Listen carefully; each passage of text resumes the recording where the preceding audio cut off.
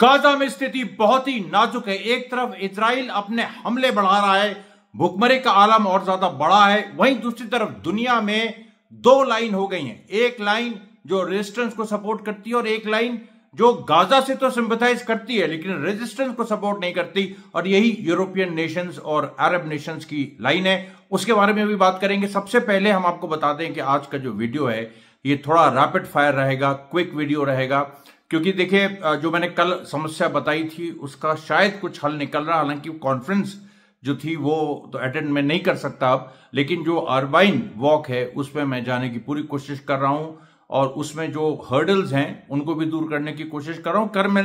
कल मैंने सारी बातें कह दी, उस पर मैं स्टैंड करता हूं, वो सारी बातें सही हैं और जो ताकतें जो साजिश वाली हैं उनको भी कहीं ना कहीं सबक मिलेगा। ये पूरी बात है।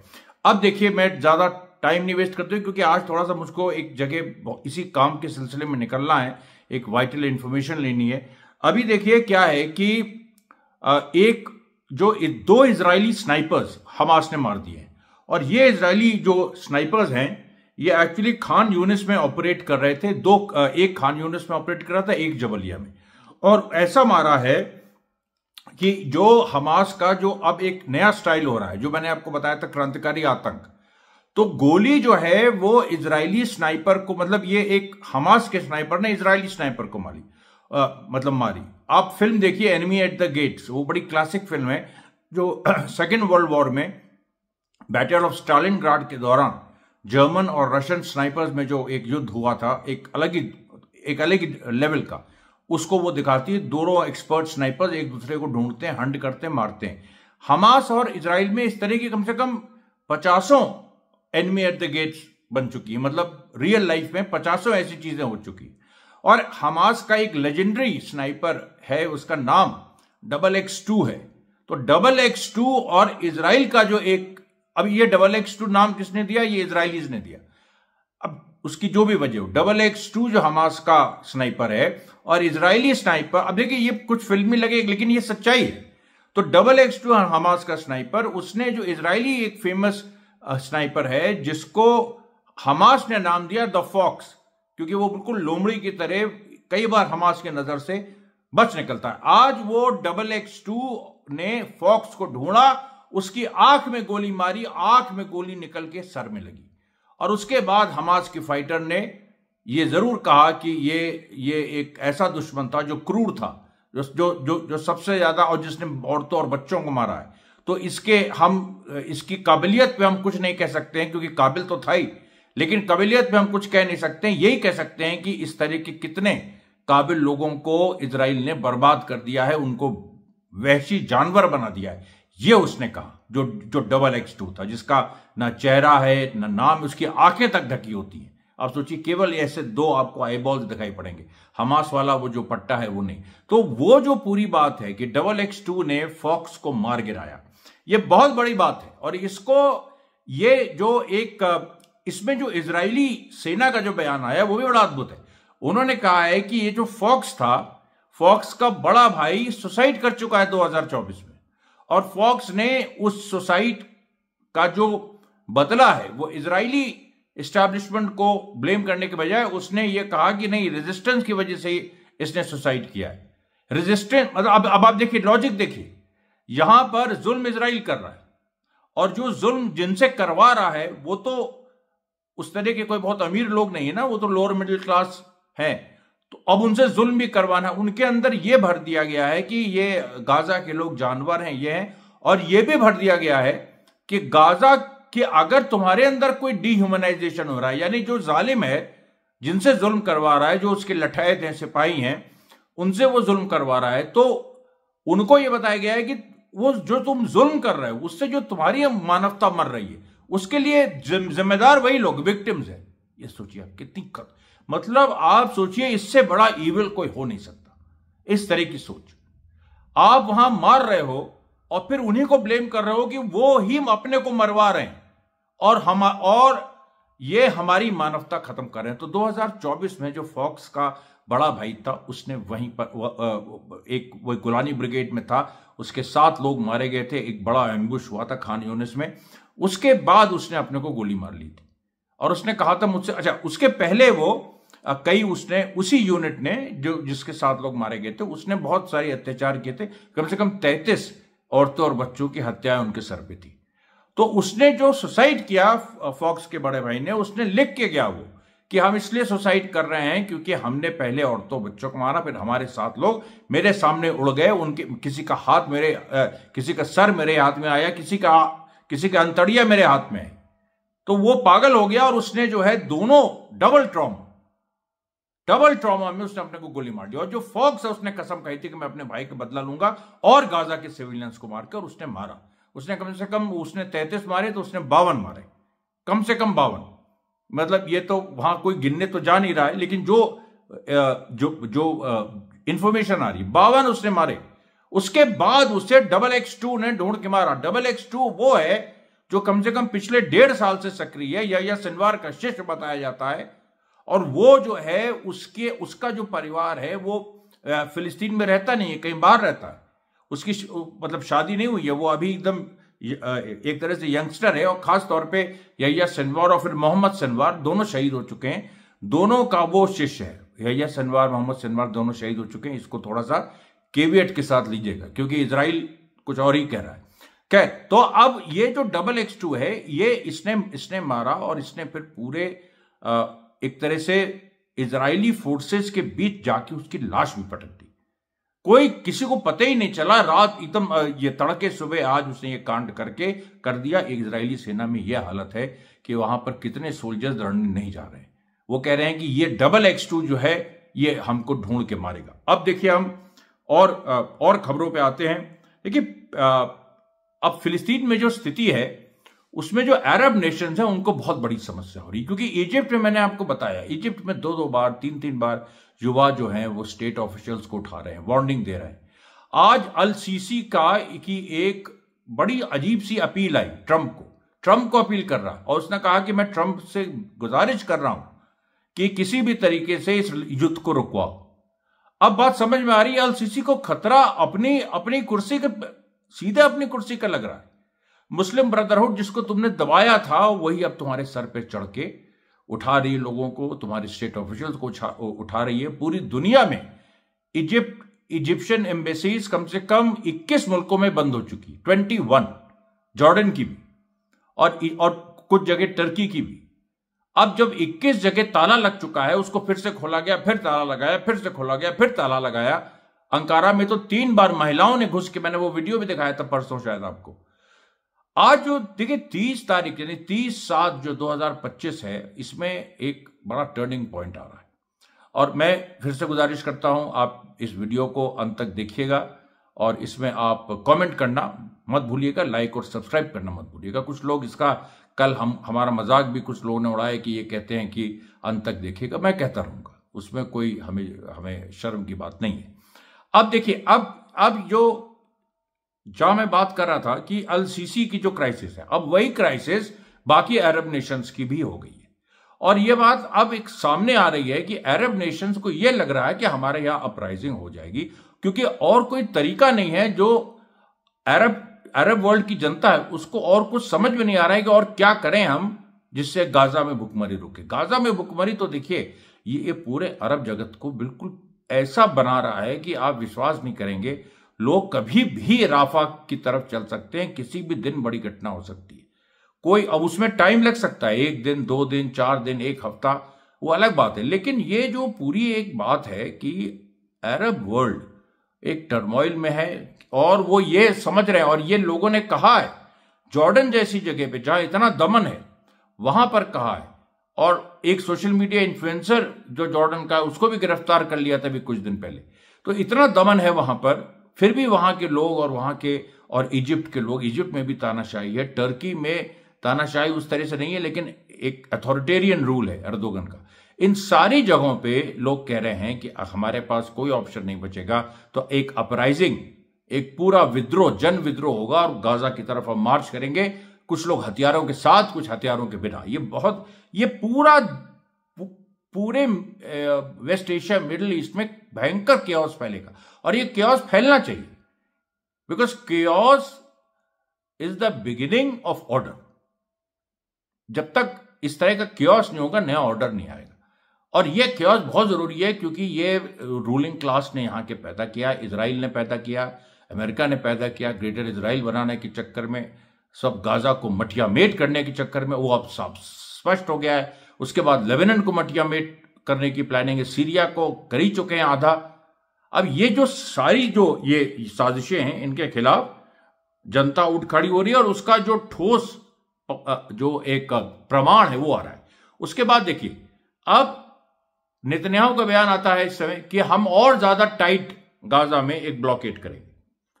फिर आप अमेरिका जो है लेबनान पे प्रेशर डालता है कि लेबनीज रेजिस्टेंस को डिसआर्म करो, कितनी दिन से कह रहा है, फिर बार बार वही रिपीट। उसके बाद इजराइल ने आज एक वीडियो जारी किया जिसमें यह दिखा कि सीरिया के स्वेदा में इजरायली फ्लैग्स हर जगह लगे हैं। जो ड्रूज कम्युनिटी के लोग हैं, जो अरब्स हैं कुछ, वो भी लगाए हैं इजरायली फ्लैग। अब यह तो संभव ही नहीं है क्योंकि ड्रूज में बड़ा हिस्सा एंटी इजराइल है, अरब्स में बड़ा हिस्सा, मैंने वीडियो भी दिखाया था, बड़ा हिस्सा एंटी इजराइल है। और दोनों ने आपस में कोऑपरेशन भी कर रहे हैं, ड्रूज और जो सीरियन अरब्स हैं उनको लड़ाने की इतनी कोशिश हुई, कत्लेआम हुए, जुल्म हुए। लेकिन फिर भी एक पूरा इजराइल को मुश्किल लग रहा है कि हम इस तरह से कुछ एक परमानेंट ड्रिफ्ट पैदा कर दें, लेकिन अपने झंडे जरूर फहरा रहे हैं। उसके बाद डोनाल्ड ट्रंप का स्टेटमेंट आया है कि देखिए, हम चाहते हैं कि गाजा के लोग बाहर निकले, उनको हम इवैक्यूएट कराएं, लेकिन कुछ लोग तैयार हैं, कुछ लोग तैयार नहीं है। फर्जी बात है, जनता बिल्कुल तैयार नहीं, कुछ लोग तैयार हैं, कुछ लोग तैयार नहीं है। वो अरब मुल्कों के लिए कह रहा है क्योंकि इजिप्ट और जॉर्डन और तमाम लोगों ने कहा कि इवैक्यूएशन जो है संभव ही नहीं है, इवैक्यूएशन हम अग्री नहीं करते। तो ये ट्रंप थोड़ा प्रेशर डाल रहा है, उनसे पैसा वैसा लेने के बाद फिर प्रेशर डाल रहा है। उसके बाद देखिए, जो आज जो एड के नाम पे जो एक नाटक हुआ है कि वहां पर जॉर्डन और इजिप्ट ने फिर से हवा से एयर ड्रॉपिंग की, लेकिन उस एयर ड्रॉपिंग का कोई फायदा नहीं हुआ उसमें, बल्कि कुछ फिलिस्तीनी घायल हुए, 11 फिलिस्तीनी घायल हो गए। ऊपर से आता है ना वो पूरा एक बम नहीं होता, लेकिन बम की मतलब एक इतना बड़ा आप ऑब्जेक्ट फेंक रहे हो ऊपर से, उसमें नीचे कोई ऐसे देख रहा है, वो हर बार तो गेस नहीं कर सकता है, सही ना, तो उसमें देखिए बहुत नुकसान होता है।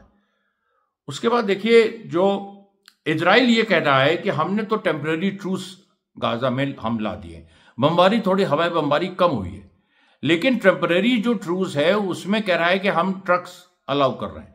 अब आंकड़ा देख लीजिए, 73 ट्रक्स कल अंदर आई गाजा के, जिसमें से केवल 11 वो अपने मुकाम तक पहुंच सके, और मुकाम भी वो गाजा ह्यूमैनिटेरियन फाउंडेशन जो खुद ही गोली चला के सहायता दे रहा है। यानी 73 में 11, यानी 62 जो ट्रक्स हैं उनको इजराइल ने लुटवा दिया, अबू शबाब और इस तरह की फोर्सेस के द्वारा, या जो भी उनके बचे कुछ लोग हैं, या नई उन्होंने गैंग्स बना दी, वो तो नई गैंग भी बनाते रहते हैं।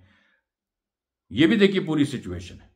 उसके बाद जो इजराइल में बड़े बड़े प्रदर्शन हो रहे हैं, और वहां पर आज स्मोट्रिच एक जगह भाषण दे रहे थे, वहां पर घुस के सेटलर्स ने उनको हैकल किया, कहा कि तुरंत समझौता करो हमास से, और हमारे जो माफ करिएगा, हमारे जो वहां पर होस्टेजेस हैं उनको फ्री करो। और इसको लेके और भी प्रेशर इजराइल में पड़ रहा है, लगातार आंदोलन चल रहा है। आप देखिए, वहां की जनता आंदोलन ही कर सकती है, वैसे वो भी पूरी तरीके से इसमें शामिल। लेकिन एक चीज आपको बता दें कि 80% अब जो इजरायली हैं वो ये चाहते हैं कि ये वॉर रुके, 80%।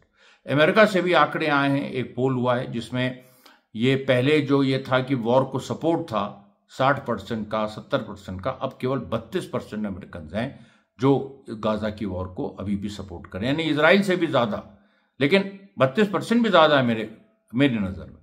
लेकिन चलिए, 60% जहां 70-65% सपोर्ट था अभी कुछ महीने पहले तक, आज वो गिर के 32% हो गया। उसके बाद देखिए, बीबीसी के international affairs editor Jeremy brown, इन्होंने कहा है कि हम लोगों को जानबूझ के गाजा, पहली बार बीबीसी के किसी सीनियर कॉरेस्पॉन्डेंट ने ऐसा कहा है, बल्कि वो हैं सीनियर कॉरेस्पॉन्डेंट नहीं, वो इंटरनेशनल अफेयर्स एडिटर है। उन्होंने कहा है कि हम लोग को गाजा में पत्रकारों को नहीं जाने दिया जा रहा है क्योंकि इजराइल अपना कत्लेआम छुपाना चाह रहा है। अब ये बात आमतौर पे बहुत लोगों ने कही है, लेकिन बीबीसी के एक सीनियर आदमी से इस तरह की बात आने के कुछ मायने हैं। दूसरी बात सुनिए, इजराइल के राफा में एक इजरायली आईडीएफ सोल्जर और उसकी वाइफ दोनों एक टेंट में सो रहे थे। सुबह किसी ने जाके घुस के उनको गोली मार दी। मैं नाम उनका पढ़ दे रहा हूं। ये घटनाएं लगातार हो रही हैं और ऐसी और भी एक दो घटना मैं बताऊंगा। उसका नाम है, हस्बैंड का नाम था मीताव और महिला का नाम लिबोना। मीताव और लिबोना दोनों अपने टेंट में राफा में सो रहे थे और उसको तड़के सुबह किसी ने जाके उनको गोली मार दी। अब वो रेजिस्टेंस हो सकता है, क्या हो सकता है, अब आप सोचिए। इस तरह की कार्रवाइयां लगातार हो रही हैं। उसके बाद देखिए फिर वही बात आ रही है कि जो अमेरिका और इजराइल है वो सोच रहे हैं कि हमास पे और प्रेशर डालें, इसको सरेंडर यही अच्छा, सबसे अच्छा मौका है। देखिए यही इतिहास की विडंबना है। जब ये लोग सोचते हैं कि यही सबसे अच्छा मौका है, वही सबसे खराब मौका निकलता है। वियतनाम वॉर में भी ऐसे हुआ था कि सरेंडर के पहले अमेरिका को लग रहा था कि यही मौका है, अब हम जीतने वाले हैं। यह बड़ी अजीब सी चीज है। जो कई लोग जो हार रहे होते हैं वो एकदम से जीत जाते हैं। उनको लगता है अब हम हार रहे हैं, वो एकदम से जीत जाते हैं। जो लोग जीत रहे होते हैं उनको लगता है हम जीत रहे हैं, एकदम से हार जाते हैं। ये चीज जो है ये डिपेंड करता है कि आपका इंटेंशन क्या है, आपका मकसद क्या है। बहुत सारे जो फैक्टर्स हैं उस पर वो भी डिपेंड करता है। इतिहास में इसकी अनेकों मिसालें हैं। मैं आपको एक उसका थोड़ा सा एग्जाम्पल दे रहा था।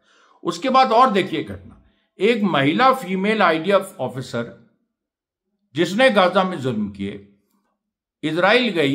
इजराइल में उसके साथ मल्टीपल रेप हुआ और उसने आत्महत्या कर ली। बताइए ये क्या बता रहा है आपको? ये सीधे सीधे बता रहा है कि जो इजराइल की सच्चाई है, और इजराइल में बहुत सारी ऐसी बातें आंकड़े सामने आए। जैसे उसमें यह आंकड़ा सामने आया है कि आमतौर पे परिवारों में इजराइल में करीब 3 से 7% सेक्सुअल वायलेंस के इंसिडेंट होते हैं। लेकिन 24 जो गाजा से गए हैं सोल्जर्स, उनकी फैमिलीज का एक सर्वे हुआ, 24% उसमें निकला कि वो उसमें सेक्सुअल, इमोशनल, साइकोलॉजिकल, इकोनॉमिक हर तरीके का एक वहां पर दिखाई पड़ा कि वायलेंस हुआ है। यानी कई बार पत्नी ने अपने पति को लूट लिया है, पति ने अपने पत्नी को लूट लिया, ऐसी भी स्थिति आई। आर्थिक जुल्म, मतलब क्या कहें इसको। ये पूरा 24% है। इजरायली सोसाइटी अंदर से टूट रही है बुरी तरीके से। उसके बाद देखिए जो फ्रेंच पार्लियामेंटेरियन हैं गैब्रियल कटाला, जो कि हंडाला शिप में थे, जिसको इजराइल ने उठा लिया, अगवा कर लिया, उन्होंने भी स्टेटमेंट दिया। उन्होंने कहा इजराइल ने एक्चुअली पूरा इंटरनेशनल लॉ वायलेट किया है। और इसी के बाद देखिए फ्रांस की जो सरकार है वो प्रोएक्टिव हो गई कि हम सितंबर में फिलिस्तीन के राज को रिकॉग्नाइज कर लेंगे। ब्रिटेन ने भी कहा कि अगर इजराइल ने अपना ये नहीं रोका तो हम यही करेंगे। इजराइल ने कहा तुम कर लो फिलिस्तीन राज को रिकॉग्नाइज, उससे कुछ भी उससे फर्क नहीं पड़ेगा। अमेरिका ने भी उसका विरोध किया। अब ये एक अलग लेवल की लड़ाई चल रही है। लेकिन हमेशा याद रखिएगा, ये जो अरब नेशंस हैं, ये जो पैलेस्टीनियन अथॉरिटी है महमूद अब्बास की, यूरोपियन नेशंस हैं, इनका केवल एक मकसद है कि हमास, इनका भी मकसद है हमास के हाथ में सत्ता अब नहीं आनी चाहिए किसी भी हालत में। और हमास और गाजा की जनता इस पर अड़ी है कि हमास ही हमारा लीडर है, हमास कभी सरेंडर नहीं करेगा। अगर हमास ने सरेंडर कर दिया तो इतना भी नहीं मिलेगा जो अभी ये लोग प्रॉमिस कर रहे हैं। यानी जो एक कह रहे हैं पैलेस्टीनियन स्टेट हम रिकॉग्नाइज कर लेंगे, ये कर लेंगे, वो कर लेंगे, वो भी बात नहीं होती अगर हमास का रेजिस्टेंस नहीं होता। अगर केवल जुल्म हो रहा होता और गाजा के लोगों को बेचारे मारे जा रहे हैं और इस तरह से उनकी पूरी इमेज बनी होती तो उनको कोई मदद नहीं आती। ये फितरत है इंसानियत की। जब तक मजलूम पलट के झापड़ नहीं मारेगा, चाहे तुमने 4 मारे उसने 1 मारे, तब तक मजलूम की इज्जत नहीं होगी। और हमास ने यही दिखा दिया है। उसने अपना खून देके, अपने दिमाग से, अपने हौसले से उसने ये दिखा दिया है कि XX2 जैसे लोगों ने, इस तरह के हजारों, उन लोगों ने दिखा दिया है कि कैसे हम जो मजलूम है उसके पास अगर हथियार हों तो वो असंभव चीज भी वो पा सकता है। उसके बाद देखिए जो कुछ खबरें आई हैं। अब यहां पर देखिए ईरान को लेके, ईरान के में एक बड़ी चर्निंग चल रही है और वो इस चीज को लेके चल रही है कि ईरान के अंदर जो लिबरल्स हैं उनके खिलाफ कार्रवाइयां हो रही है और उनकी संदिग्ध भूमिका जो रही है ईरान इजराइल वॉर के समय, वो एक्सपोज हो रही है। सुप्रीम लीडर इस पर खुद भी ध्यान दे रहे हैं और इसको लेके और भी चीजें हुई हैं। कुछ लोग और पकड़े गए हैं। पहले अभी तक मोसाद एजेंट्स पकड़े जा रहे थे, अब कुछ ऐसे ईरानियंस भी पकड़े गए हैं जो इसमें शामिल रहे हैं, और उसमें से कुछ बड़े, एक जो पहले बड़ी पोजीशन में थे हटा दिए गए थे, उनकी खुन्नस थी, वो देश विरोधी काम वो कर रहे थे। फिर आप देखिए ईरान के जो स्पीकर हैं ये कालीबफ, अब एक पार्लियामेंट्री स्पीकर्स की एक मीटिंग यूरोप में हुई, कई देशों के पार्लियामेंट्री स्पीकर उसमें आए थे। इजरायली स्पीकर जैसी बोलने खड़ा हुआ तो यमन और ईरान और उसके साथ जो कुछ और ओमान वगैरह, इनके एक स्पीकर उठ के चले गए। अब ओमान से भी देखिए एक उम्मीद की किरण दिखाई पड़ी। शायद ओमान जो है, क्योंकि ईरान के वो नजदीक है, अरब मुल्कों में एकमात्र देश होगा जो अभी शायद कोई स्टैंड ले ले इजराइल के खिलाफ। वहां के ग्रैंड मुफ्ती ने इस तरीके का कुछ फतवा भी दिया है, इस तरह की बातचीत भी हुई। अब देखिए जो ईरान के फॉरेन मिनिस्टर, इन्होंने ये अपना तजाकिस्तान गए, इन्होंने वहां पर पूरा सेंट्रल एशियन रिपब्लिक्स में एक पूरी ईरान मुहिम चला रहा है, तजाकिस्तान, उज्बेकिस्तान, किर्गिस्तान, इन सब जगहों पे, कि इनके लोग भी इजराइल के खिलाफ खुल के सामने आए। उसके बाद देखिए जो रशियन कुछ एनालिस्ट है, मैंने बताया था आपको कि ट्रंप ने जिस तरह की भाषा का इस्तेमाल किया था, कहा था कि रशिया को हम 5 या 10 दिन देते हैं तो रशिया के जो बड़े मतलब उनके डिप्टी प्रेसिडेंट है, मेरे ख्याल से ये प्रेसिडेंट तो प्यूटिन है, प्राइम मिनिस्टर हैं या डिप्टी प्राइम मिनिस्टर मेडवेडेव। तो मेडवेडेव ने जो कहा था कि हमको ये मत समझना, गलती मत करना, हम इजराइल नहीं है। तो ये जो पूरी बात है, इसको लेके रशियन एनालिस्ट ने ईरान के बारे में भी कहा है आज कि ईरान, देखिए अब ईरान को झुकाना असंभव है, ईरान के साथ दोस्ती कर लेना ज्यादा सही है, और रशिया कर ही चुका है।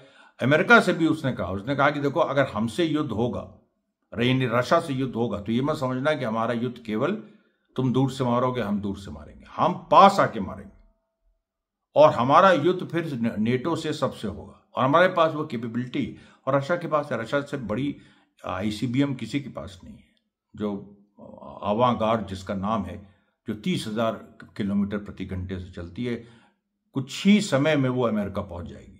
तो वो पूरी जो एक बात है, जिस तरीके से वो देखिए, वो जो टेंशन है, जो ट्रंप सोच रहा था कि हम पैलेस्टाइन और ईरान को अलग थलग छोड़ देंगे, रशिया से डील कर लेंगे, चाइना से अलग डील कर लेंगे, वो कुछ भी सच नहीं हो रहा है। सारी चीजें वहीं आ रही हैं बार बार गाजा पे लौट के। गाजा का समर्थन छोड़ने के लिए कोई नहीं तैयार है। उसके बाद देखिए लेबनान में भी जो एक बड़ा एक लेबनीज आर्टिस्ट जियाद रहबानी, उनका फ्यूनरल हुआ, और उस फ्यूनरल में इजराइल के प्राइम मिनिस्टर जिस तरीके से उनको शिरकत करनी चाहिए थी, उस तरह से लेबनान के प्राइम मिनिस्टर को जिस तरह से शिरकत करनी चाहिए थी, उन्होंने नहीं की। इसको लेके भी बहुत बड़ा बवाल हो रहा है, और लेबनान में लगातार ऐसी चीजें आ रही हैं कि वहां के लोग कह रहे हैं कि हम इजराइल के सामने, हमारी जो प्राइम मिनिस्टर हैं और हमारे प्रेसिडेंट के बारे में उतना नहीं, जो प्राइम मिनिस्टर है उसके बारे में यह है कि ये कहीं ना कहीं घुटने टेकने के लिए तैयार है इजराइल के सामने, और इसको लेके बयानबाजी भी हुई है। इसको लेके स्मोत्रिच ने, जो इजराइल का फाइनेंस मिनिस्टर है, सबसे ज्यादा धुर जो दक्षिणपंथी है, उसने स्टेटमेंट दिया है कि हम जो लेबनान के 5 जगहों पर अभी हैं, हम उन 5 से हम विड्रॉ नहीं करेंगे। अब ये खुली चुनौती, अब लेबनीज स्टेट या तो इस चुनौती को कबूले और उसको हटाए इजराइल को वहां से, क्योंकि संधि का ये वायलेशन इजराइल कितना वायलेट कर चुका है, लेबनान में रोज मार रहा है वो लोगों को।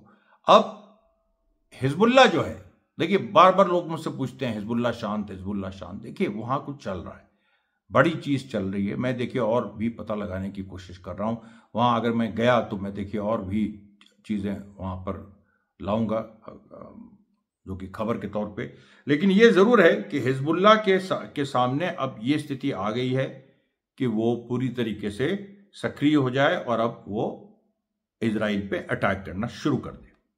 उसके बाद देखिए जो डोनाल्ड ट्रंप ने इंडिया को भी और चाइना को टारगेट किया, इंडिया के ऊपर कहा है 25% तारिफ हम और लगा देंगे, अभी कह रहा था 100% लगा देंगे। उसके पहले लिंडसे ग्राहम जो कि अमेरिकन कांग्रेसमैन है, वो कह रहा था हम 500% लगा देंगे। 25% तारिफ भी बहुत होते हैं भारत जैसी इकोनॉमी के लिए। चाइना के खिलाफ भी ट्रंप ने कहा है कि हम सैंक्शन लगाएंगे। तो ये जो देखिए पूरी स्थिति है, इसमें रशिया इंडिया चाइना का जो एक जो रशिया इंडिया चाइना का जो ब्लॉक एक बनने की संभावना है, उसकी तरफ परिस्थितियां बढ़ रही हैं। और इसका स्वागत किया जाना चाहिए हर जगह, क्योंकि देखिए इससे पूरे फिलिस्तीन के आंदोलन को और पूरा एक ईरान को भी इसमें ताकत मिलेगी। तो ये देखिए आज का ये प्रसारण था। कल मैं आपके बीच फिर आऊंगा, तब तक के लिए धन्यवाद साथियों, बहुत बहुत धन्यवाद।